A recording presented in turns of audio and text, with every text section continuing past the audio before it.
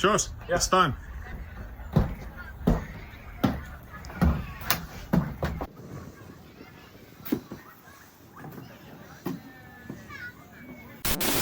This is Sjors, my best friend. Today his brother gets married, my other best friend. And when his brother got engaged, Sjors did what blacksmiths do. He got to work. It started in September 2025.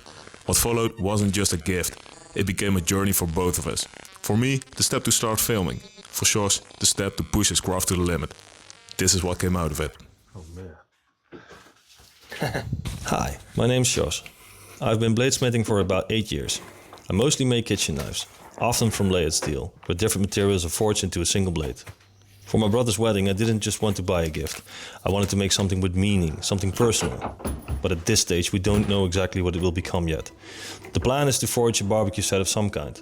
A large carving knife, maybe a matching fork, made with the same care as a high-end handmade blade. After a short brainstorm, we landed on a sandmine-inspired construction. We didn't know the exact shape yet, or how the final set would look. We did know what the billet had to be. Steel, nickel, stainless cladding. So before any forging could happen, the prep work had to be clean. Here I'm grinding off all the surfaces, removing scale, dirt and anything that could ruin the forge weld later on. Once everything is clean, I stack the layers, clamp the billet together and MIG weld it shut so it can get into the forge as one solid package. The welds don't have to be pretty, but they do have to seal the edges properly. The goal is to keep the oxygen out of the billet while it heats up, so the layers have the best possible chance of welding together cleanly. And apparently, welding next to glass is not the smartest idea. Hier rechts open plekken. Oh, kut. Wat? Mijn telefoon. Heb je hem heel dichtbij gehouden of niet? Hij heeft wel wat... Ja, het scherm is gebroken. Ja, de achterkant, ja. Because during filming, we learned that weld spatter can actually burn itself into glass, or phone lenses for that matter.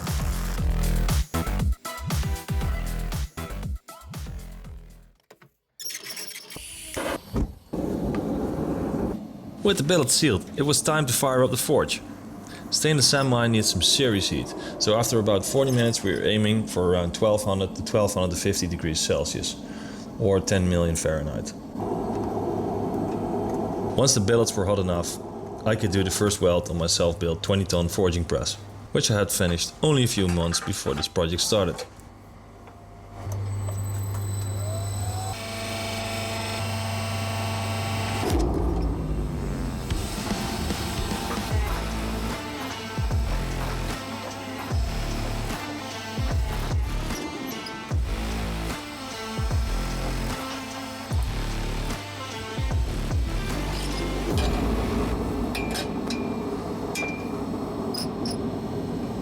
After 3 forge sessions to really set the welds, it was time to change the dies.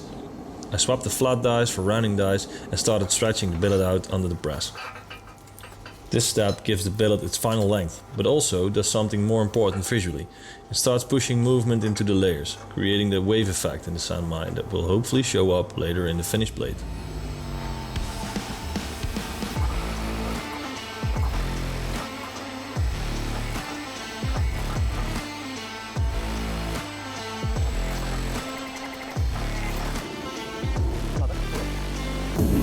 So, we forged these out. Basically, all of them are stainless sand mine constructions. I don't know yet exactly what it's gonna be. Barbecue sword, some sort. Big knife. This one, I guess it's too thick still. We have to thin it out a little and try to forge out the tang on the back. This one is going to be a large barbecue fork, also stainless sand mine. Get them in the forge, get them hot. Let's get going.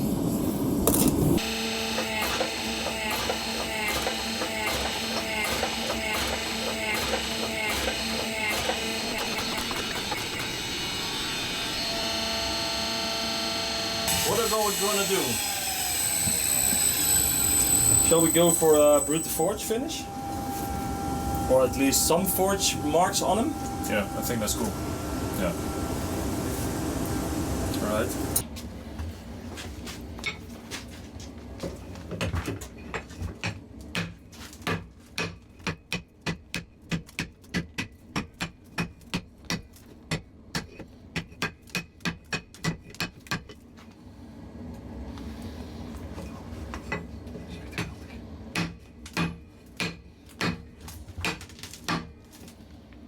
Yes, beautiful.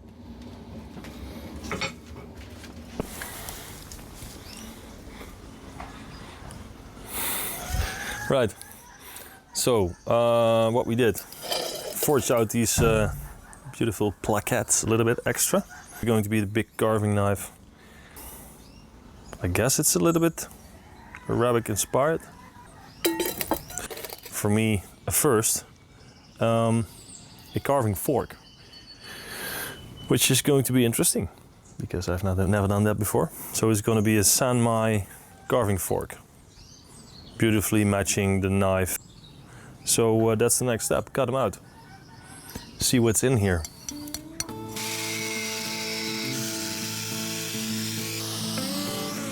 Once the billets were forged out into long bars, this was about as far as I wanted to take them under the press. With Sanmai, you can't forge anything too close to final shape because the real beauty is hidden inside the layers. So from here, it becomes a stock removal game.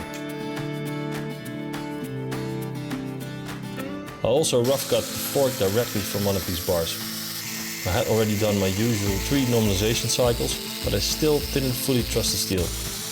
O2 is fairly air hardening, and because the fork tines were going to be long and thin, I was worried they might warp, crack, or just completely ruin the plan.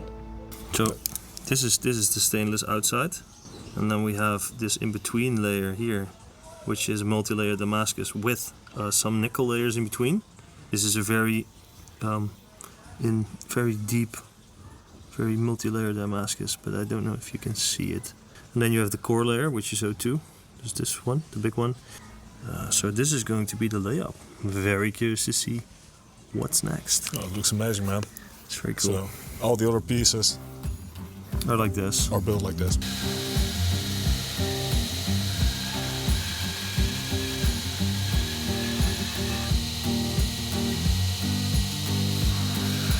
Next up was heat treatment.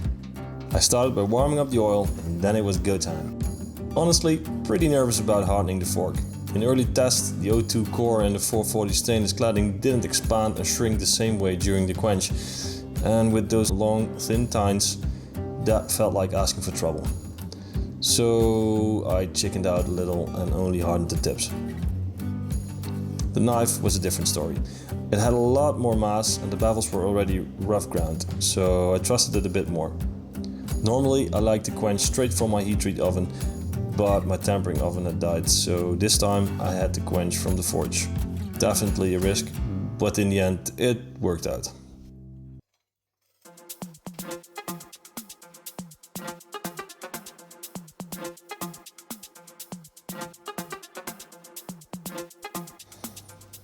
Next thing, etching the maker's mark into the blade.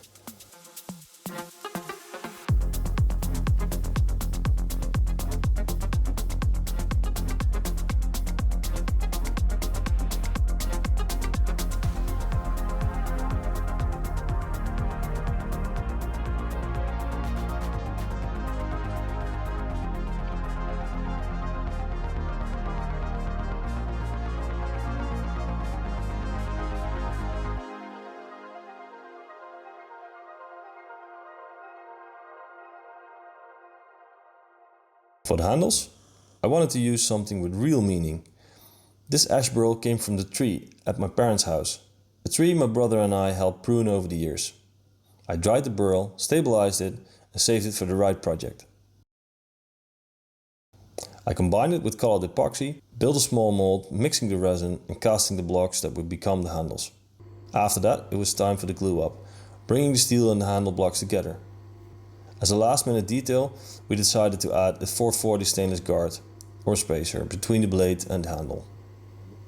From there, I rough cut the blocks to shape, drew a lot of guidelines and slowly refined everything by filing, sanding and polishing until my fingers bled and the final handle shape came to life.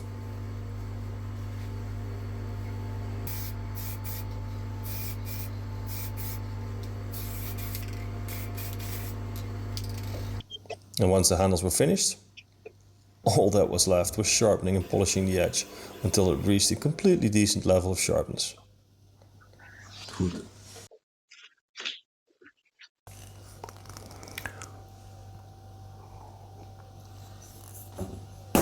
So, we're here in my kitchen. We have been very busy with this project and therefore totally forgot about one of the details. And one of the details is this right here. At a, well, I guess too late stage within the project, we realized we need something to present this piece. Somebody made a very nice leather wrapped suitcase and I thought, yeah, that's what I want. And there it began. Because this was way too much of a project on its own. So here we are. This is the, well, suitcase, chest, whatever, how you want to call it. It's a 3D print. I made a 3D scan of the knife and the fork, how they would fit.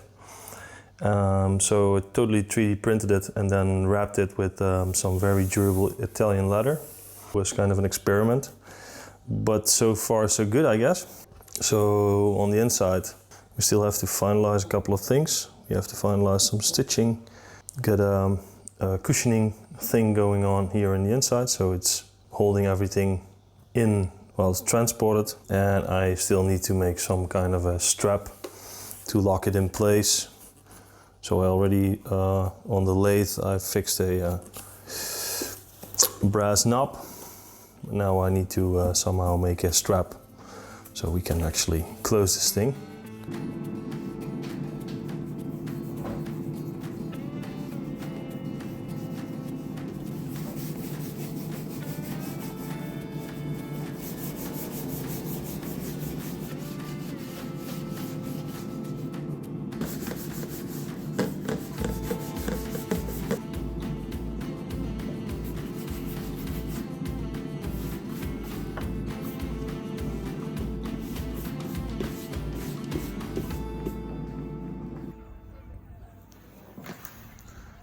Sjors, it's time. It's time.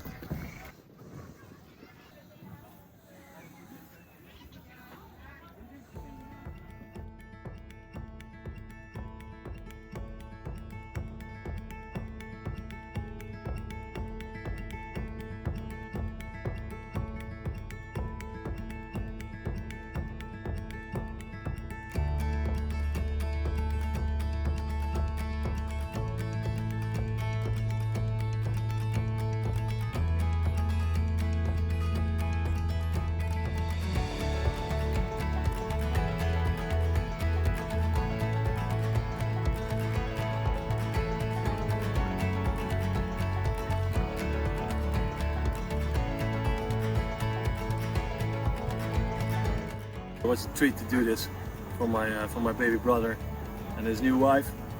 This is where the story of this blade ends. I hope a new one will be there soon. Now we're gonna enjoy the party. This will live on in their legacy now. Let's go to the party, drink a beer.